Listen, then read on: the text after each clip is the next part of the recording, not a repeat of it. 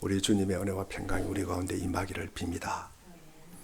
사람들은 우리가 현대사회를 피로사회, 그리고 냉소사회 이런 용어를 사용합니다. 이 용어들은 현대사회가 굉장히 이기적이다. 그리고 개인주의가 지배하는 사회와 관련이 됩니다.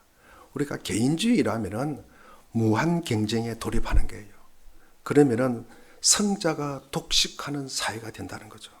이런 어떤 사회 현상을 낳게 된다는 것입니다. 최근에 이에 대한 대안으로 공동체적 삶이 제시되고 있습니다. 그럼 우리가 성경을 갖다가 믿습니다. 우리가 성경을 읽고 성경을 보면은 성경 전체를 관통하는 가장 대표적인 주제가 도대체 무엇일까? 결국 하나님의 구속입니다. 하나님 안에서 하나 되는 것입니다. 하나님 나라를 이루어가는 것입니다. 성경 전체를 갖다가 아우르고 이 통합하는 이 구속이라는 주제와 가장 밀접한 단어가 많이 있지만 그 중에 고엘이라는 단어가 나옵니다. 이 고엘이라는 단어는 히브리어로서 우리가 되찾다, 물어다, 구속하다 그런 뜻을 가지고 있습니다.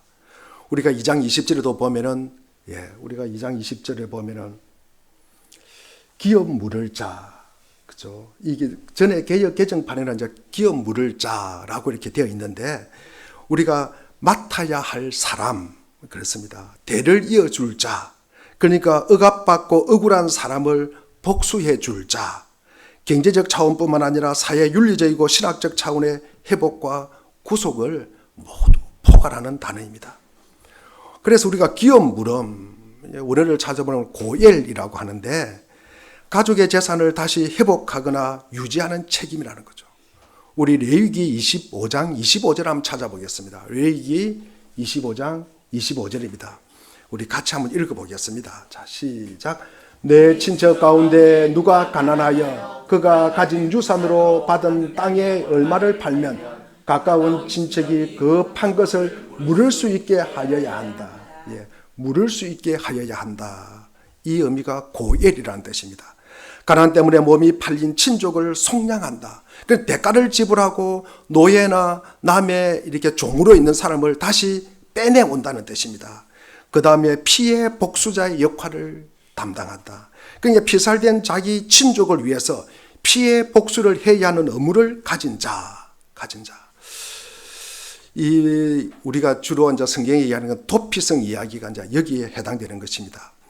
우리 여호수아 20장 3절에 보면은 부지 중에 실수로 사람을 죽인 자를 거리로 도망하게 하라. 이는 너희를 위해 피해 보복자를 피할 곳이니라. 그러니까 가족이나 친족 중 한 사람이 여러 가지 이유로 노예 상태나 극빈 상태나 공경에 빠질 때 그 가운데 구해내는 책임이 바로 기업 물을 자의 책임이다. 그 제도가 고엘 제도입니다. 제가 지난주에는 이 헤세드 선대가 섭리를 이룬다는 말씀을 전했습니다. 이 나오미와 룻의 베들레헴으로 한마음으로 기양하는 내용이었습니다. 서로가 서로를 앞세우고 배려합니다. 그리고 서로가 서로를 하나 되게 한다. 어머니께서 가시는 곳에 나도 가고, 어머니께서 머무시는 곳에 나도 머물고, 어머니의 백성이 나의 백성이고, 어머니의 하나님이 나의 하나님이고, 어머니께서 묻히는 곳에 나도 묻힌다. 이 하나 되는 모습, 이 나오미의 고백입니다. 이런 어떤 선대가 하나님의 섭리를 이룬다. 하나님의 섭리는 우리에게 결국 복 주시는 것입니다. 오늘은 이 헤세대의 구체적인 틀, 그러니까 타인을 선대하는 이 헤세대의 방법, 그러니까 타인을 좋게 대하는 이 헤세대의 제도가 고엘 제도라는 것입니다. 오늘 보면은 이 룻과 보아스의 관계를 통해서 헤세대를 어떻게 구체화시키는가. 이 룻은 보아스에게 질문으로 시작합니다. 당연하면 아마 묻지 않겠죠. 그런데 뭔가 궁금하고 뭔가 의문점이 있으니까 질문을 하는 식으로 10절이 시작됩니다. 우리 10절 한번 다시 읽어보겠습니다. 시작. 그러자 룻은 엎드려 이 말을 땅에 대고 절을 하면서 보아스에게 말하였다. 저는 한낱 이방 여자일 뿐인데 어찌하여 저 같은 것을 이렇게까지 잘 보살피시고 생각하여 주십니까? 어찌하여 저를 따로 지명하여 이렇게 친절하게 대해 주시는지요. 저는 한낱 이방 여자에게 불과합니다. 엎드려 이마를 땅에 대고 절한다는 것은 너무 감사한 나머지 왜 내게 이렇게 선대를 하시고 호의를 베풀까 싶어서 질문의 형식으로 룻이 보아스에게 하는 말입니다. 이에 대한 대답은 보아스는 자신이 룻에게 한 행동을 자신과 관련시키지 않습니다. 그럼 누구랑 관련시킵니까? 누구와 관련시켜요? 하나님과 관련시킨다는 말씀이에요. 우리 11절과 12절을 갖다가 한번 읽어보겠습니다. 11절, 12절 읽겠습니다. 시작. 보아스가 룻에게 대답하였다. 남편을 잃은 뒤에 대기 시어머니에게 어떻게 하였는지를 자세히 들여다 다 알고 있어. 댁은 친정아버지와 어머니를 떠나서 태어난 땅을 떠나서 엊그제까지만 해도 알지 못하던 다른 백성에게로 오지 않았어. 댁이 한 일은 주님께서 갚아주실 것이요. 이제 댁이 주 이스라엘의 하나님의 날개 밑으로 보호를 받으러 왔으니 그분께서 댁에게 넉넉히 갚아주실 것이요. 갚아주시는데 어떻게 갚아주신다고요? 넉넉하게 갚아주신다는 겁니다. 누가 갚아주셨다는 거예요? 하나님이 갚아주셨다는 거예요. 남편을 잃은 뒤에도 공양할 필요도 없고 그리고 의무도 없는 상황에서도 시어머니에게 어떻게 했는지를 알고 있다는 것입니다. 이를 위해서 자기 친정 아버지와 어머니를 떠나고 태어난 고향을 떠났다. 여러분, 떠나다. 우리가 성경에서 떠나다는 이 떠나다는 이야기를 들으면은 누가 생각이 납니까? 예, 아브라함. 그렇죠. 아브라함이 본토 친척 아비집을 떠났다라고 기록되어 있습니다. 여호와께서 아브라함에게 이르신 말씀이 생각이 납니다. 너는 너의 고향과 친척과 아버지의 집을 떠나라. 창세기 12장 1절 말씀입니다. 그리고 이 아브라함과 룻이 떠나는 것은 같은 배경을 가지고 있습니다. 구원의 역사에서 자신의 고향을 떠날 때 하나님의 축복을 이어주도록 정해진 그분이 누구예요? 아브라함이라는 거죠. 아브라함이라는 거죠. 하나님은 아브라함에게 우리 12장 3절에 보면은 땅의 모든 족속이 너로 말미암아 뭐를 얻을 것이다? 예, 우리 12장 3절 우리 같이 한번 읽어보겠습니다. 시작. 너를 축복하는 사람에게는 내가 복을 베풀고 너를 저주하는 사람에게는 내가 저주를 내릴 것이다. 땅에 사는 모든 민족이 너로 말미암아 복을 얻을 것이다. 예. 아브라함이 받은 복은 오늘 본문을 통해서 룻이 그 복을 받게 되는 내용입니다. 일꾼들의 눈에는 이제 룻을 어떻게 보고 있습니까? 보니까 참 예의도 바르고 부지런하고 그리고 성실한 여인임을 알게 됩니다. 이런 룻을 보아스는 보고 2장 2절에 뭐라고 이야기하냐 그러면은 우리가 내 딸아라고 위로를 합니다. 굉장히 가깝게 친근하게 이렇게 부릅니다. 우선 보아스는 룻에게 이삭을 주우러 다른 밭으로 가지 말라. 보아스의 밭에서만 이삭을 주어도 충분한 식량을 얻을 것이다. 그만큼 보아스는 많은 땅을 소유하고 있었습니다. 보아스는 룻에게 그의 밭을 내 소관이니 룻에게 어떤 일이 일어나지 않도록 보호해 주겠다는 뜻입니다. 또 보아스는 룻에게 그의 소녀들, 여종들과 함께 있어라. 룻이 홀로 낯선 곳에서 이삭을 줍다가 보면은 해를 당할 수도 있을 것이다. 이 보아스의 여종들과 함께 있으면 보호를 받게 될 것이다. 함께 있다. 우리가 함께 있다는 이 말은 룻이 시어머니와 절대 헤어지지 않고 꼭 함께 할 것이라고 사용했던 동사입니다. 우리가 1장 14절에 룻기 보면은 우리가 달라붙어 있다. 우리가 이게 개정판에는 붙쫓았다. 다 붙어가 다니다. 딱 달라붙어가 있었다는 말씀입니다. 그리고 보아스는 자기 일꾼들에게 룻을 건드리지 못하도록 지시를 합니다. 접근하지 못하다, 희롱하지 못하도록 그 남자 일꾼들에게 이렇게 일러둡니다. 그리고 보아스는 룻에게 자기 추수꾼들의 뒤를 바싹 따르라. 그러면은 추수할 때 흘린 이삭을 갖다가 먼저 줬잖아요. 그럼 많이 주울 수 있잖아요. 그런 어떤 배려를 해줍니다. 그리고 이삭을 줍다가 목이 마르거든 물을 갖다가 마음껏 마셔라. 이렇게 선대를 베푸십니다. 이 보아스가 룻에게 왜 이렇게 했을까? 혹시 아마 이런 생각을 젊은 여자고 아마 예뻐서 그런 거 아닌가. 룻기에는 이 룻이 예쁘다는 이야기가 전혀 없습니다. 한 단어도 기록되어 있지 않습니다. 그렇게 선대를 베푸는 것은 뭐 룻이 예뻐서 그렇다 그런 내용은 전혀 없습니다. 우리가 능력이 있든 없든 사람이라면 누구나 자신의 힘으로 해결할 수 없는 한계에 직면할 때가 있습니다. 이럴 때 우리는 우리를 향한 하나님의 해세들을 우리의 삶에 지내주는 존재가 바로 고엘, 기업 물을 자, 책임을 맡은 자입니다. 우리의 궁극적 고엘이신 하나님께서 인간 고엘을 우리의 삶에 보내주셔서 우리를 구원하게 하는 것입니다. 하나님은 보이지 않습니다. 하나님은 보이지 않지만 보이는 사람을 통해서 도움의 손길이 뻗쳐진다는 것입니다. 룻기는 하나님의 해세들을 이루기 위해서 우리가 수행해야 하는 우리의 몫의 선대, 이 해세드가 무엇인지를 보여주면서 위험에 처한 이웃을 위해 고엘이 대주라고 말씀하고 있습니다. 룻기는 우리가 의지해야 할 그리고 우리가 되어야 할 고엘의 이야기입니다. 고엘은 어떤 존재이며 누군가가 고엘이 되기 위해서 우리가 감당해야 할 것은 또 무엇인가? 기본적인 고엘의 원리는 하나 되는 원리예요. 하나 되는 원리. 나와 타자가 동등한 입장에서 하나 되는 것입니다. 그런데 우리가 사는 세상은 여러분 어떻게 다른가에 초점을 두고 있어요. 어떻게 내와 저 사람과 다른가. 거기에 온통 우리가 신경을 곤두세우며 살아가는 세상입니다. 차이를 강조한다는 거죠. 차이를. 여러분 젊은이는 스펙 쌓기에 열중합니다. 이게 뭐예요? 다른 사람과의 차별입니다. 그리고 나이 든 분들도 자기는 남들과 구별된다. 여러분 남이 누리지 못하는 것을 내가 누릴 때 다른 사람이 다 누리는 것 내가 누리면 별로 시큰둥하대요. 그런데 다른 사람이 누리지 못하는 것을 내가 누리면 굉장히 쾌감을 느낀대요. 인간은. 남이 못 가는 여행 나는 가고, 남이 못 먹는 거 나는 먹고, 남이 입지 못하는 거 나는 입고, 남은 가지지 못하고 소유하지 못하는데 나는 그것을 갖고 있고.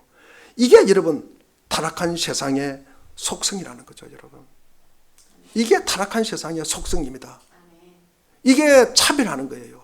남은 아닌데 나는 그러면서 이게 차별을 강조하는 거. 이게 우리가 타락한 세상의 속성이다. 하지만 차이보다 중요한 것이 있다는 말씀이에요. 차이보다 중요한 것. 우리가 모두 인간이라는 사실이 그것입니다. 박영선 목사님이라는 분이 글 중에 이런 글이 있습니다. 사람이 언제쯤 철이 들까? 여러분은 언제쯤 철 들겠습니까? 철 다 들었습니까?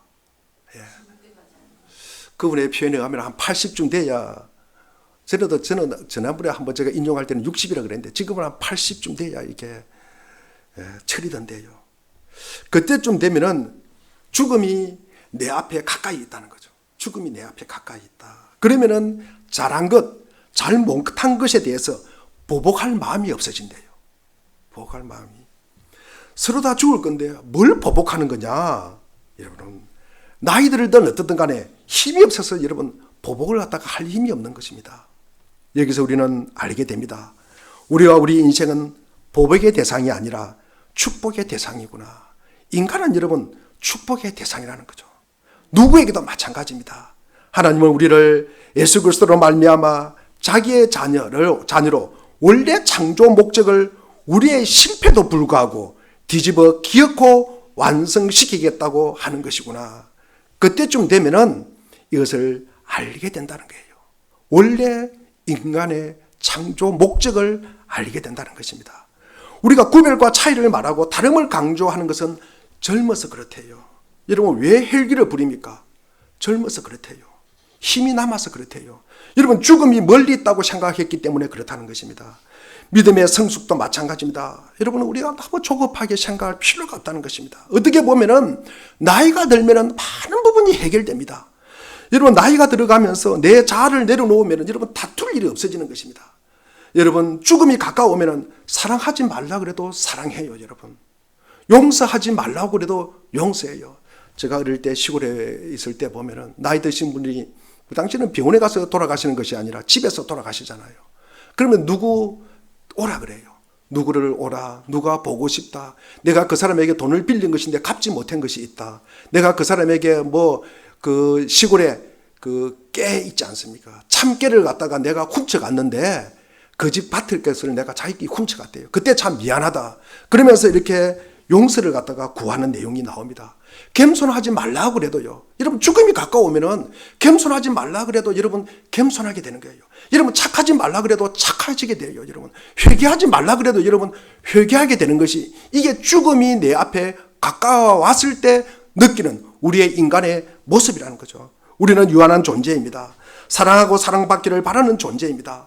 여러분 평화로운 세상을 꿈꾸는 사람들 원래 여러분 그래요. 그런데 죽음이 가까워올 때 그때야 이것을 하다 우리가 깨닫게 된다는 말씀입니다. 하나님을 우리가 서로를 위해서 공간을 내어주고 움직일 여지가 있고 여백을 갖다가 남겨두고 서로의 이야기에 귀를 기울일 것을 기대하고 계시는 분이 하나님이시라는 것입니다. 영연방 최고 랍비인 이 조선어 섹스라는 사람이 이런 이야기를 합니다.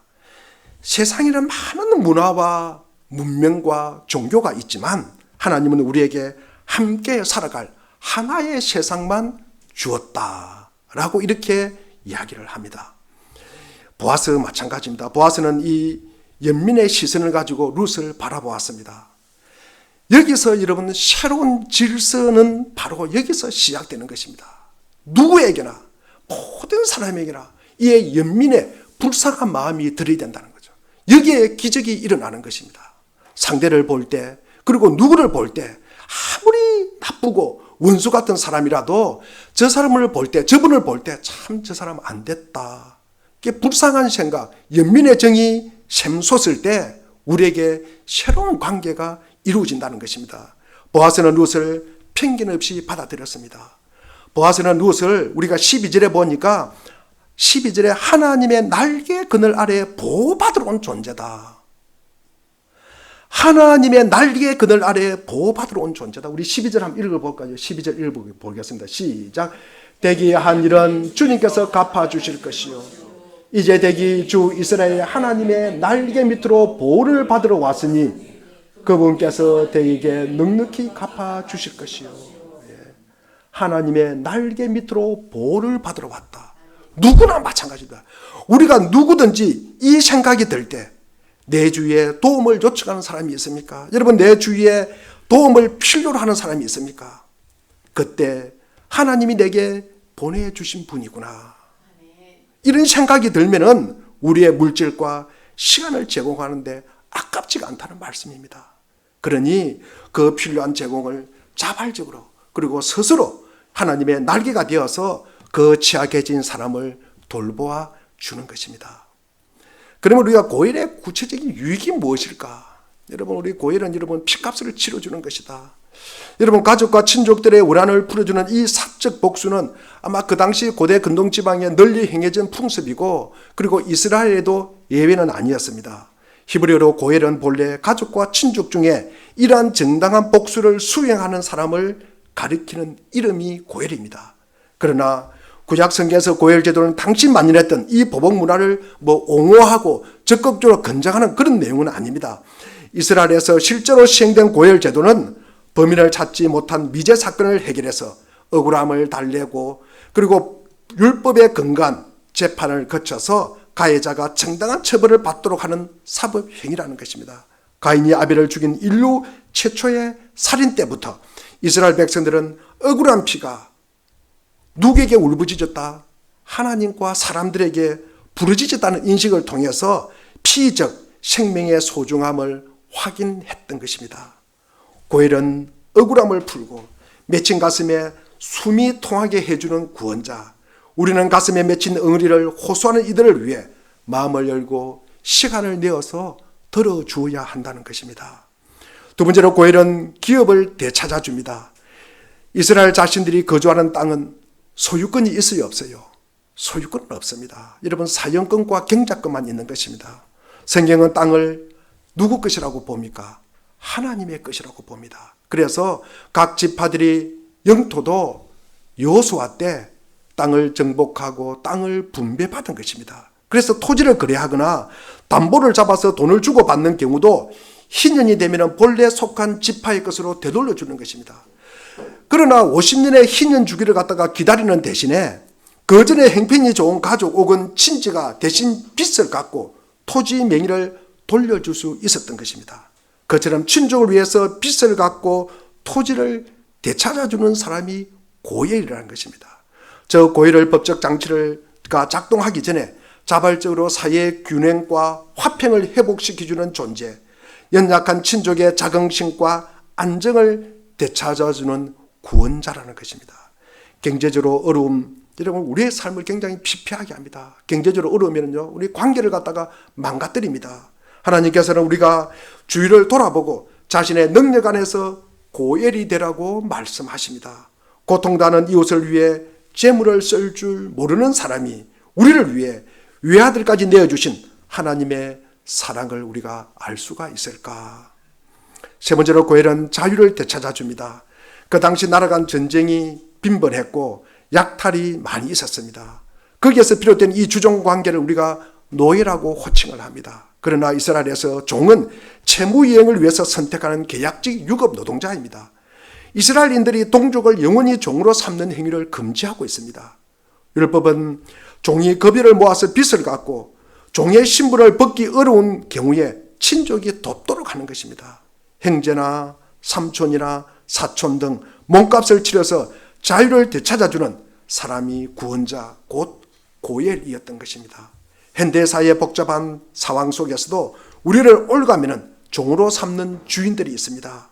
약자에게 가혹한 제도가 영악한 사람들의 이기심과 기만이 그리고 스스로 빠져든 중독과 악습으로 인해서 선택의 자유를 누리지 못하고 사는 이들이 많은 곳에서 신음하고 있습니다.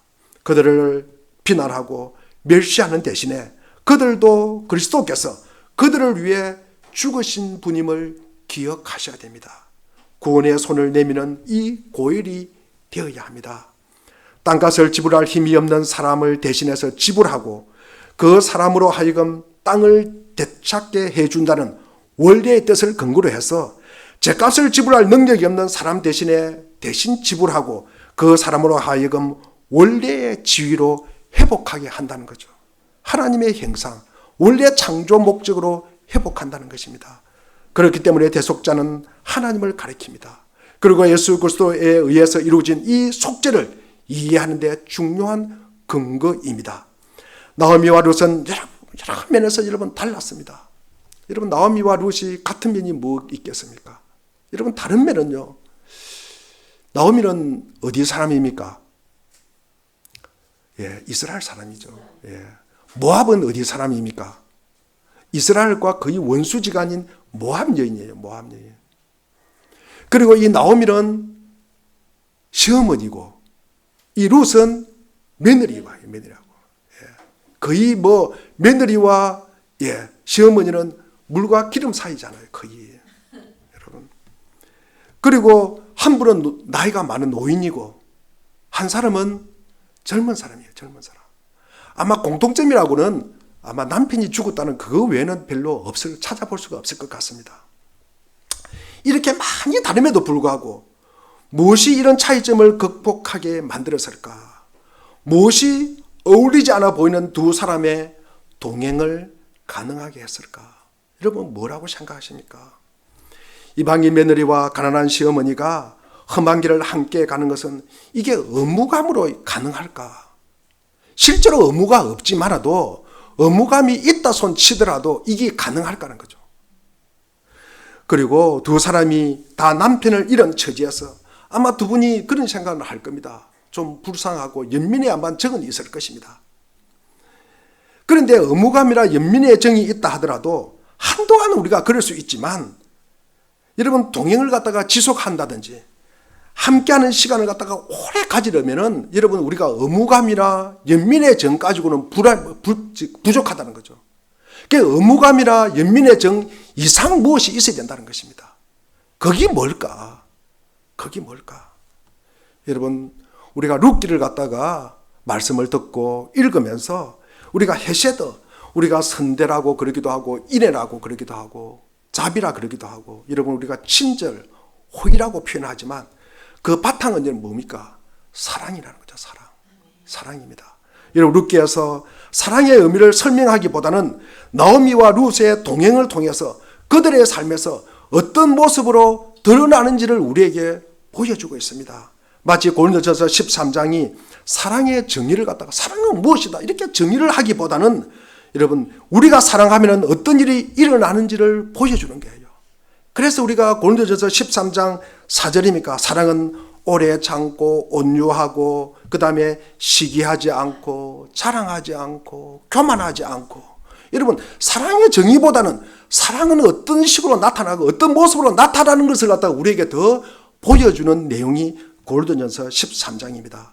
그리고 그것을 통해서 우리의 삶 속에 내 삶 속에는 이게 사랑이 지금 흘러가고 있는가를 갖다가 돌아보게 한다는 말씀입니다. 우리가 사랑으로 시작된 두 사람의 동행이 첫 열매를 얻게 됩니다. 이삭 죽기를 통해서 추수의 수혜자가 됩니다. 참 소박합니다. 소박합니다. 여러분 이삭 주어서 여러분 부자 되겠어요? 이삭 주어서 여러분 부자 되는 거 없습니다. 여러분 입에 그냥 풀칠할 정도, 허기를 면할 정도, 돌아서면 양식 걱정할 정도, 그런 정도밖에 안 됩니다. 뭘 갖다가 창고에 저장을 하고 비축을 할 그런 것은 없습니다. 그런데 가난한 두 사람에게 여러분 큰 기쁨과 소망이 있었대요. 우리 13절 한번 읽어보겠습니다. 13절입니다. 자, 시작. 룻이 대답하였다. 어른께서 이토록 잘 보살펴 주시니 몸둘 바를 모르겠습니다. 어른께서 거느리고 계신 여종들 축에도 끼지 못할 이 종을 이처럼 위로하여 주시니 보잘것없는 이 몸이 큰 용기를 얻었습니다. 여러분 위로하다. 룻은 남편도 없습니다. 여러분 거기다가 홀 시어머니를 모시고 있습니다. 이방 땅입니다. 낯선 땅이에요. 여러분 얼마나 그 마음에 온갖 복잡한 생각이 있겠습니까? 여러분 불안한 생각이 아마 가득한 그에게 여러분 하나님께서 그리고 이 보아스의 행동을 통해서 굉장히 위로가 되었다는 것입니다. 위로가 되었다는 것입니다. 아, 내가 홀로 있는 것이 아니구나. 엄청난 위로가 되었다는 거죠. 그 위로가 룻의 몸이 큰 용기와 소망을 얻었다. 엄청난 기쁨이 되었다는 말씀입니다. 대단한 것 가지고 큰 것 가지고 우리가 위로를 얻고 우리가 소망을 얻고 기쁨을 얻는 것 아니라는 사실을 우리에게 이 이삭 죽는 것을 통해서 우리에게 보여주고 있습니다. 우리가 살면서 뭐 살인이나 파산이나 인신군속 같은 큼막한 상황은 우리가 뭐 당하는 경우는 드물지만 억울한 일을 당하고 돈을 빼앗기고 긍지와 자유를 침해당하는 피해자들은 많이 있습니다. 그들을 위해서 우리는 무엇을 할 것인가? 단지 우리가 혈육과 친척만이 그 책임감을 느껴야 하는 것은 아닙니다. 한 공간에서 숨쉬는 우리도 자유로울 수 없을 것입니다. 그리스도 안에서 형제요 자매인 성도들 간에도 물론이겠지만 우리가 사는 세상 전체가 하나님 아버지의 헤세드가 미치는 사랑의 대상임을 우리가 꼭 기억하시기를 바랍니다. 하나님의 헤세드를 받고 누린 우리가 그들의 고엘이 되어야 합니다. 우리의 시간과 힘과 재물을 들여서 그들의 존엄함과 자유와 생명을 회복시켜 줘야 합니다. 우리는 힘이 하나마 세상의 빛이요 소금입니다. 우리는 참 미약하지만 세상을 구원하는 하나님의 능력입니다. 예수님의 십자가를 통해서 나타난 구원의 능력입니다. 이 능력으로 우리가 살아가는 귀한 복이 있기를 주의 이름으로 축원드립니다. 기도하겠습니다. 하나님 아버지,